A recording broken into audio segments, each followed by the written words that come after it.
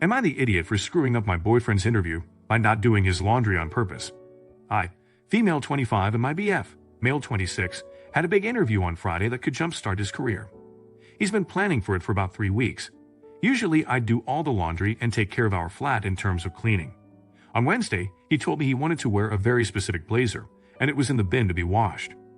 I usually do laundry on the weekends because I'm a full-time uni student, plus I work part-time, so during the week it is hard to make time to go to the laundromat.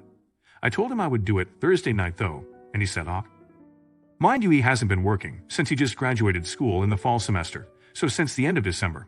His parents help him pay the rent until he gets a job. Anyway, Thursday rolls around and I get home from class, and he's just playing a video game, and he immediately asks me when I'm going to do laundry since he's very nervous and wants it to go perfectly. I'm so tired from school break, I had an exam he didn't even ask me about, so I feel irritated and say I'm going to do it later, but I'm going to nap first. He again says og, and he's going to meet up with a friend for a drink to help calm his nerves. Anyway, as the title says, I ended up not doing the laundry because I was tired and also partially pissed off. He was super pissed, ended up wearing something else and saying that I screwed him up by not fulfilling what I agreed to. I thought this might blow over since he said it still went well despite me attempting to sabotage him. But he is not speaking to him still, and has even said he may go stay with his parents over this. Was I really that much of an idiot? Update. When I got home I did tell him I was tired, and I asked if he could do it, but he started saying that I had promised, and he had plans with his friend already. So I agreed again afterwards, and then I took a nap and overslept. And when I woke up there was only an hour before the laundromat closed. So I could have still gone, but it would have been really rushed, and I was probably being a bit petty. You're the idiot. You told him you would do the laundry. If you were pissed or felt some sort of way about having to do laundry when he just sits at home, you should have used your words to communicate with him. Not the idiot. Girl, why are you doing his laundry and all of the cleaning while being a student and working? You're not his mother or his maid. It should be an even split. And if he's not working, he should be doing more. He sat there playing video games instead of doing his own laundry. If the blazer was that important to him, he would have washed it himself. But man, you two need to have a serious talk. You're the idiot. If you want him to do more around the house, that's a completely fair but separate issue. In this case, you told him you would do it more than once. Why didn't you just tell him to do it himself? Should he have done his own laundry? Let me know in the comments. Now. Am I the idiot for not picking my girlfriend's daughter up from an event? I'm 37, and I've been in a relationship with a mid-40s male woman, Amy.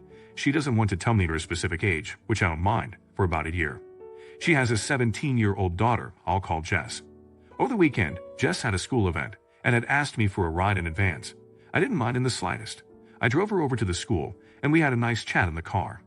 When she got out, though, a bunch of her friends were there, and she waved to me and shouted, "Later, creepy stepdad," with a huge smile. I think it was a joke to her friends. They laughed, and I stared awkwardly for a few seconds.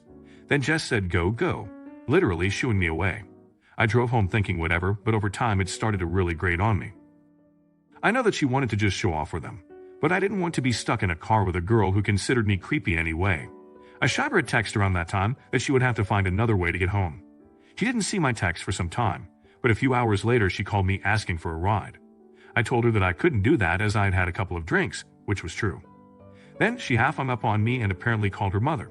Annie was busy working on something at the time, and told me that I needed to get over there and pick her up. I responded that she could walk, get a ride from her friends, or take public transportation. It was 8 p.m. in one of the safest cities in our country, and she was going to be fine. Amy then walked away, grabbed my keys, and drove off in my car, despite having a suspended license.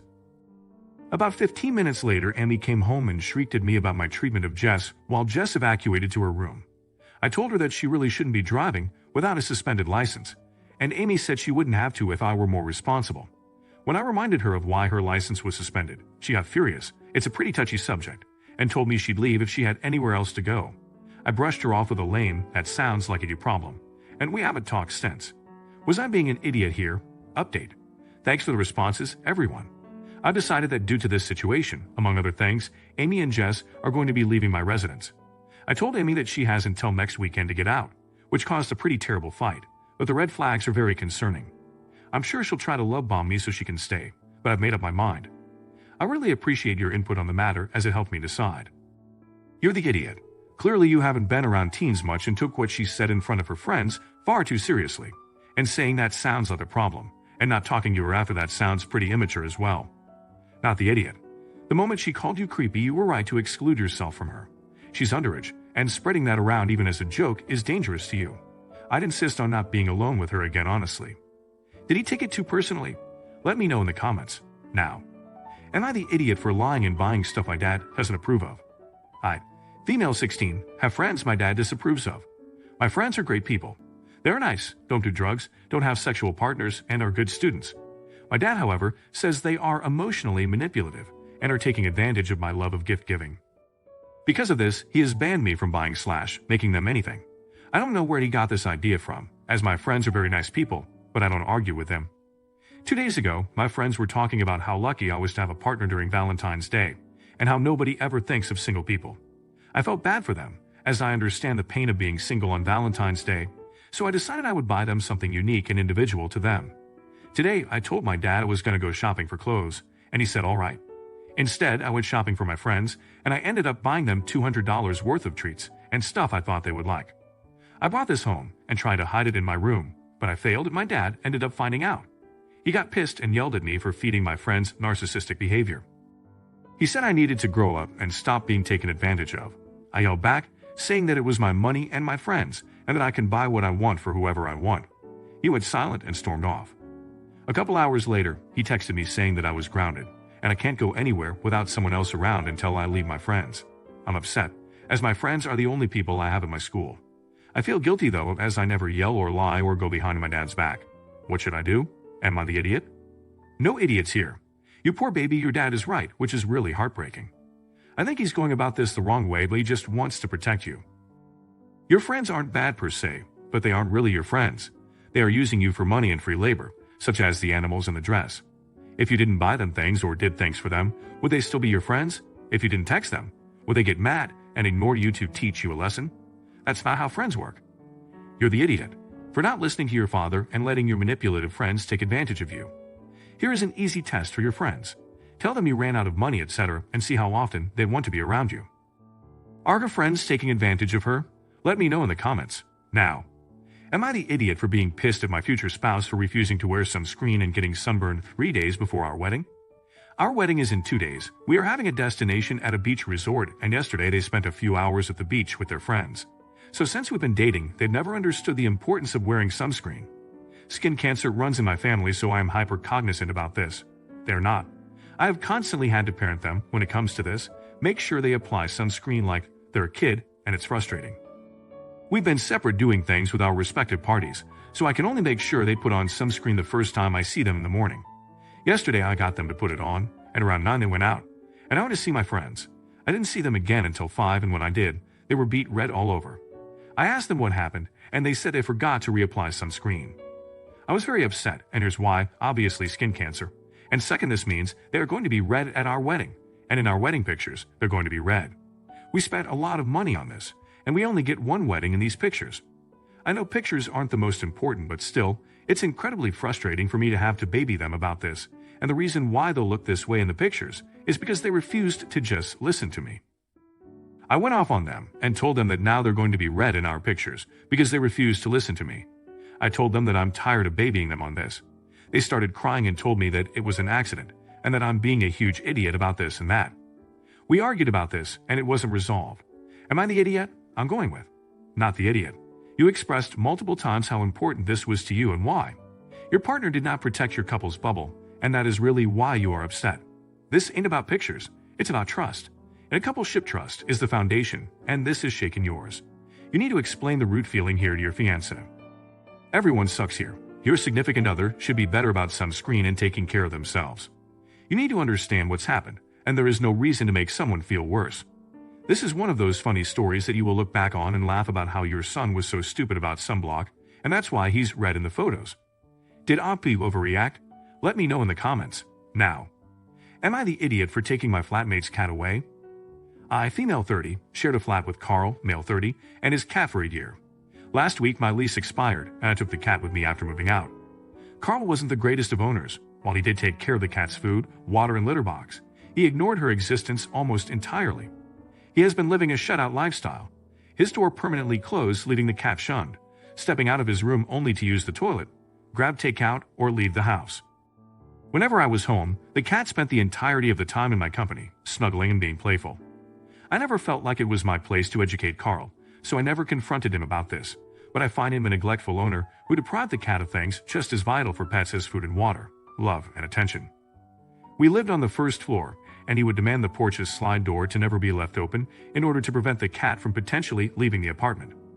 One time when he wasn't home, I brought her with me to sit in the sun, and she had the best day of her life birdwatching and climbing the vines, which saddened me because I realized how confined she always is, detached from her natural tendencies and external stimulations. Me and the cat truly bonded during my time in that flat. She would snuggle against me whenever she had the chance. In the evenings, we'd play catch with paper balls, and in the early mornings, she would show up to sleep at my side. I just couldn't leave her behind, and I knew that if I'd asked for Carl's permission to take her with me, he would, one, most likely refuse to, would immediately be suspicious of me were the cat to vanish soon afterwards. So a few days after I moved out, I returned to the flat while Carl was at work using a spare key, left the window open to make him think she exited through it, and took off. As for the cat, she recently completed her adjusting period, and now she's a happy, loved furball. A friend told me I'm in the wrong for doing this, so I decided to take this up to Reddit's court. Am I the idiot? You're the idiot. You've kidnapped this cat. I'm fairly certain I would be a better parent than most of the clowns I see running around with children. That does not entitle me to enter into their homes and take their children to raise as my own. It would be considered kidnapping, and is generally frowned upon. Not the idiot. That cat deserves love regardless of human emotions. Animals don't have a voice. As humans, we need to protect them whenever humanly possible. Animal control would have likely done nothing in this situation. Or worse, they could have taken the cat and had it euthanized. Shelters are at max capacity in most places as well. I'm glad the cat has a loving home now, and am completely willing to overlook the legality of your choice. You're the idiot. You trespassed into a home you have no business entering and stole a freaking cat. You deserve to face criminal charges. If you actually thought the cat was being mistreated, you should have reported your roommate to animal welfare authorities. So either you don't actually give a shit about the cat's wellness, or it wasn't in any danger at all. Is she wrong for taking the cat? Let me know in the comments. Now, would I be the idiot if I turned my friend in for cheating? My friend, female 23, and I, female 24, are roommates and also classmates. Over the past year, I have watched her become increasingly lazy and irresponsible to the point I don't want to live with her anymore. When we first moved in together, she was pretty laid back like me. Lately, she's constantly having guests over and letting them stay over late into the night when she knows I am in bed by 9 or 10 and am up at 6 a.m. for work. She's getting drunk and generally not pulling her weight around the house despite me repeatedly asking her to actually clean up. My peace and quiet are non-existent at this point. That's already bad enough, but the last straw has been her slacking at school and expecting me to help her. She's barely paying attention and going to class hungover, so of course she's not learning all that much. Now she wants me to share my homework answers with her and plagiarize my work, and I'm so aghast that she would even ask. How entitled do you have to be to ask someone to give away what they actually put in the effort for? She's self-destructing fast enough and now plans to pay someone for answers. I'm just about fed up with this nonsense and have half a mind to clue our teacher in. I just don't have patience for irresponsible BS, and she doesn't deserve to skate by while the rest of us actually do what we're supposed to. There's just no excuse, and it's not okay. If I'm being honest, I'm hoping she would get booted from the school and then would have no reason to live with me anymore, but that's neither here nor there. She doesn't deserve to be in class if she's not committed to it. Would I be the idiot? Should I just let her suffer the consequences whenever they do finally catch up to her? You're the idiot. Honestly, you sound petty as hell. You're mad because she is disrespecting your peace of mind. I get it, I had partier roommates in college as well. Instead of being the judge of her life choices, move out. Being vindictive won't get you anywhere in life. Not the idiot. It's perfectly within your rights to go to your professor and explain that your friend has asked you to share your work so she could plagiarize it, because there is a chance that she might decide to just take your work without asking and then have it end up with you being branded as the cheater, where your education is put at risk. You have to protect yourself first and foremost. Why she's acting out isn't your business, and I get the frustration of working hard and seeing someone else just want to coast along to keep having fun. Should she turn her in? Let me know in the comments.